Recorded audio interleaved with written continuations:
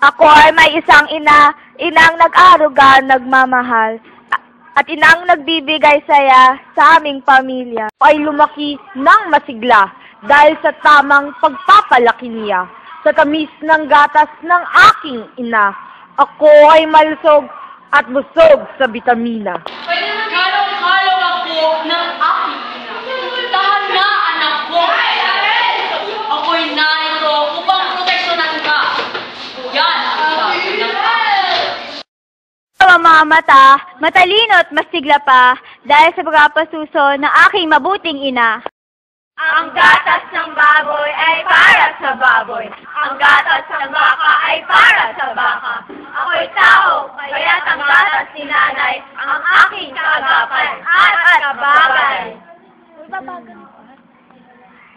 Ang gatas ni nanay ng second state sa isang abila.